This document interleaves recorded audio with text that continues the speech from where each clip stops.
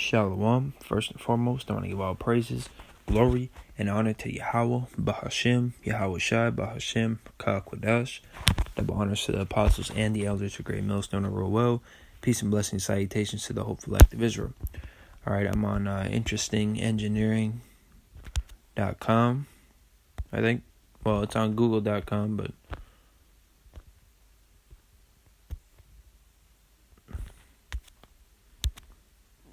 I just looked up microchip implant, all right, and they come out with these type of articles, usually every week. Different articles on the RFID or NFC microchip implant comes out.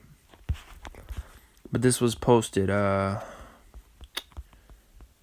think it was 3 weeks ago, a couple weeks ago. So the numbers have obviously raised, but the point still stands, all right?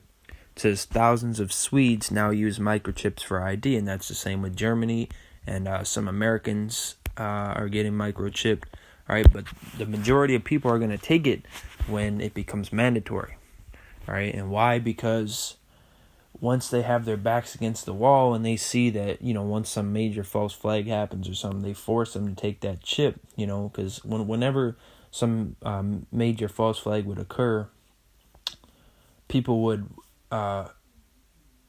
basically scream for the government to expand its power, to, have more power over the people so they can be protected or think that they're protected, all right, in their delusional stage. So they'd create a major false flag, and that happened. They push for more government control, and then they'd say, whatever they'll make up, they'll tell you to take this microchip, okay? And this microchip is the mark of the beast, okay? New reports show that a growing number of Swedish people use microchip implants for day-to-day activities, okay? So we're going to see how this fits with biblical prophecy. Rather than carrying around keys, wallets, and identification, some 3,000 Swedes, which is now about 4,000, are opting for a much smaller method, microchips. Over the last 3 years, thousands have opted to get a small microchip the size of a grain of rice into their skin, according to the agence France Presse, AFP. The implementation isn't as painful or invasive as it might sound, at least not according to those who have them. The microchip technology quickly rose to popularity in 2015, and it's become relatively normalized in Swedish society. Last year, one railway line said it would add microchip scanning to its options of accepting tickets. And you can see that all these places are starting to gear towards that type of technology, right? The scan technology. And they've been gearing you towards that for a very long time, okay? Because the elites like to use something as called gradualism.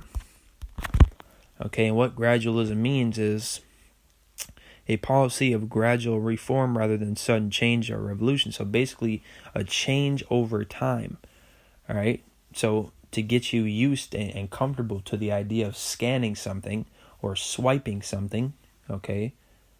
And now instead of swiping your credit card in that line, sometimes they just have you put it over a screen and it scans it, okay? And they're gearing you, or you scan something off your phone like a receipt. They're getting you ready to do that.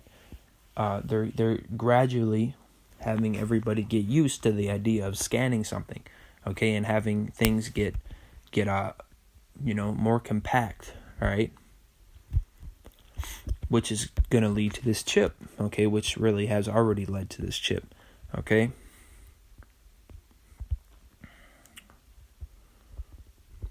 So let's skip down. Some people are confused and think that they can be tracked via microchip, but if that's something they're worried about, they should be more concerned by their mobile phone and credit card use. A company spokesperson told media, you can already be tracked in many different ways other than a microchip. So see how they're trying to comfort you and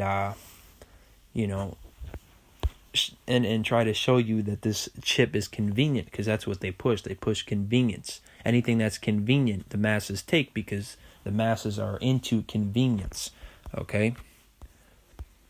So once they've been assured that it won't track you and that there's more, pros rather than cons, people are going to take it, okay? Once again, also when there's a motivation, such as they're back against the wall, if they find out that, okay, now all of a sudden, you need this microchip because that's how you buy food and water, they're going to be, well, I don't want to starve, so I'm going to get it. All right, and I'm here right now to tell you, you Israelites, all right, you so-called Negroes, Latinos, and Native Americans, and your confusion of faces, to not take the mark of the beast, okay? It was fun to try something new and to see what one could use it for to make life easier in the future, she told AFP. Okay? So, the point is, they're really trying to push this as a good thing.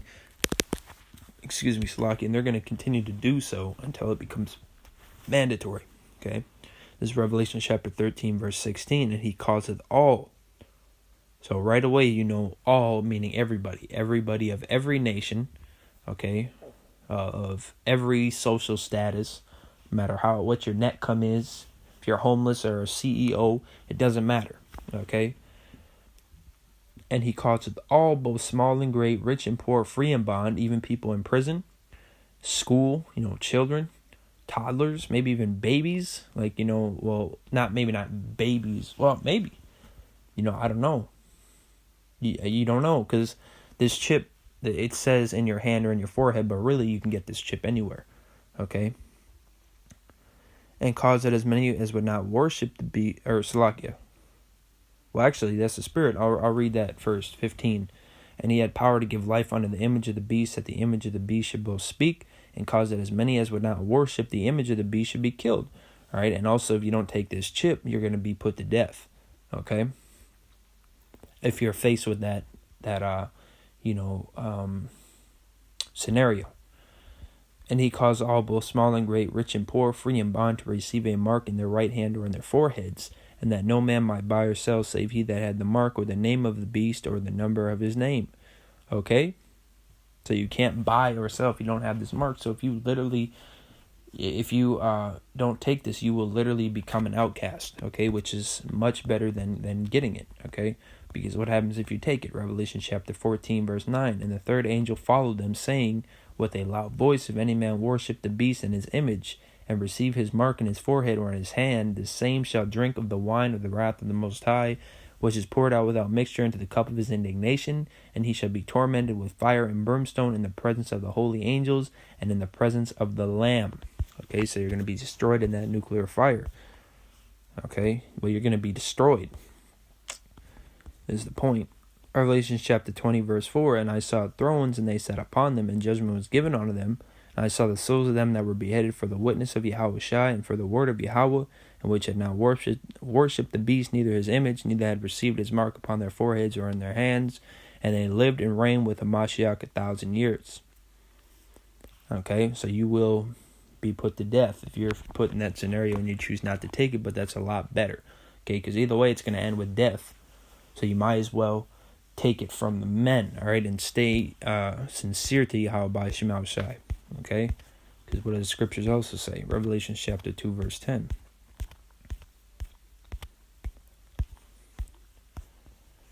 Fear none of those things which thou shalt suffer. Behold, the devil shall cast some of you into prison, that ye may be tried, and ye shall have tribulation 10 days. Be thou faithful unto death, and I will give thee a crown of life. Okay? Now let's turn to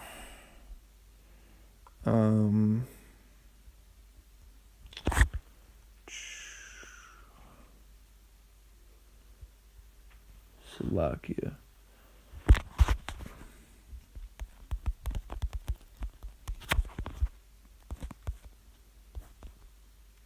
Matthew chapter 10, verse 28, and fear not them which kill the body, but are not able to kill the soul, but rather fear him which is able to destroy both soul and body in hell.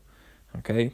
So fear Yahweh Shema Shai, keep the commandments, don't take that mark of the beast. Alright, if you're a man, go on the highways and byways, push the truth. Alright, push out YouTube videos. Alright, stay diligent and fervent. Okay?